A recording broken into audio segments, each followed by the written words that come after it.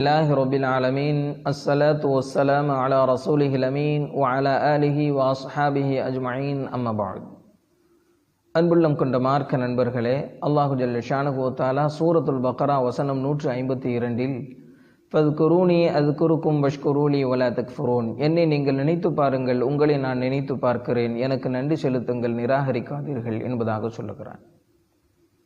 புனிதம் நிறைந்த மாதம் வருகிறது, அல்லாஹ்வின் அருள் மழை பொழிகின்ற மாதம் வருகிறது, நமக்கு பயிற்சி அளித்து பரிசுத்தப்படுத்துகின்ற மாதம் வருகிறது. இந்த ரமதானை எப்படி பயன்படுத்தி பலனடைவது என்கின்ற சிந்தனைக்கு நாம் வர வேண்டும். ரமதானின் சிறப்பு தன்மைகள் குறித்து இவ்வாறு சொல்லப்படும். அதன் முதலாவது 10 அல்லாஹ்வின் அருட்கொடைகளை பெறுவதற்கும், இரண்டாவது 10 பாவத்திற்கான மன்னிப்பை பெறுவதற்கும், மூன்றாவது 10 நரகத்திலிருந்து விடுதலை பெறுவதற்குமாக அதன் சிறப்பு தன்மைகளை நமக்கு பிரித்து சொல்லுகின்றார்கள். பொதுவாக ரமலானின் நோன்பு நோக்க துவங்கியதிலிருந்து மனிதன் தளர்ச்சி அடைகின்றான், பலவீனம் அடைகிறான். எனவே அவனுடைய ஆணவம் கட்டுக்குள் வந்து பணிவு வெளிப்படுகிறது. அவனுடைய தளர்ச்சியும் பலவீனமும் பாவத்தை காட்டுகிறது. எனவே பாவத்திற்கான மன்னிப்பிற்கு இரண்டாவது 10 நிற்கிறான். பாவ மன்னிப்பை பெற்றதற்கு பிறகு அருளும் மன்னிப்பும் கிடைத்த ஒருவனுக்கு எஞ்சி இருக்கிற ஒன்றே ஒன்று நரக விடுதலை மட்டும்தான். அதையும் மூன்றாவது 10 பெற்றுக்கொள்கிறான். ரமலானை முழுமையாக முடிக்கிற போது பரிசுத்தவானாக அல்லாஹ்வின் அன்பையும் அவனுடைய அருட்கொடைகளையும் நிறைவாக பெற்ற நிலையில் நிறைவு செய்கிறான். அல்ஹம்துலில்லாஹ். அல்லாஹ் குர்ஆனிலே சொல்லுவது போன்று ஃபத்குரூனி அஸ்குருக்கும் வஷ்குரூலி வலா தக்ஃபுரூன், என்னை நீங்கள் நினைத்து பாருங்கள், உங்களை நான் நினைத்து பார்க்கிறேன் என்று சொல்லுகிறானே, அப்படி ஒரு வாய்ப்பு இந்த ரமலானில் தான் நிரப்பமாக கிடைக்கிறது. அல்லாஹுவை அதிகம் நினைப்பதற்கும், அவனிடம் மன்றாடுவதற்கும், துஆ செய்வதற்கும், வணங்குவதற்கும், திக்ர் செய்வதற்கும், குர்ஆன் அதிகம் ஓதுவதற்கும், பகலின் நோன்பு நோற்று இரவில் நின்று வணங்கக்கூடிய அற்புதமான அத்துணை வாய்ப்புகளும் ரமலானில் நமக்கு நிறைவாக கிடைக்கிறது. எனவே அல்லாஹும் நம்மை நினைக்கிறான்.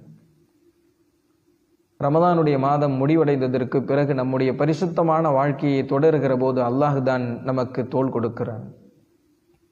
ரமலானை கடந்ததற்கு பிறகும் ஒருவரின் வாழ்க்கையில் மாற்றம் வரவில்லை என்று சொன்னால், அவனுடைய உள்ளம் பரிசுத்தம் அடையவில்லை என்று சொன்னால், அல்லாஹ் அளித்த பயிற்சி எந்த வகையிலும் பலனளிக்கவில்லை என்பதை புரிந்து கொள்ள வேண்டும்.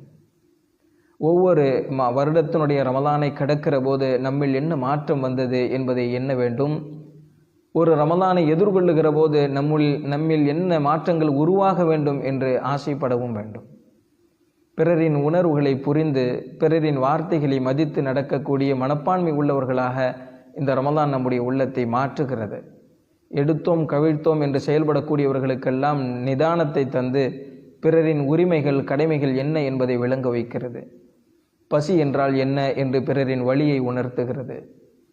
அல்லாஹ் நமக்கு எவ்வளவு தந்திருக்கிறான் என்கின்ற நன்றி மனப்பான்மையை அது மென்மேலும் அதிகப்படுத்துகிறது. ஆக இந்த ரமலான் மாதம் இருக்கிறதே, நம்மில் பல மாற்றங்களை ஏற்படுத்தி வாழ்க்கையில் அற்புதமான எல்லையை கடப்பதற்கு, நல்ல முன் உதாரணமாக வாழ்ந்து முடிப்பதற்குண்டான வாய்ப்பை வழங்குகின்ற இந்த ரமலானை எதிர்கொண்டிருக்கிறோம். அல்லாஹு ஜல்ல ஷானஹு வ தஆலா இந்த ரமலானுடைய மாதத்தை அடைந்து அதில் பெற வேண்டிய நல்ல நன்மைகளை எல்லாம் பரிபூர்ணமாக பெற்றுக்கொள்ளக்கூடிய நல்லடியார்களில் நம்மை ஆக்கியருள்வானாக.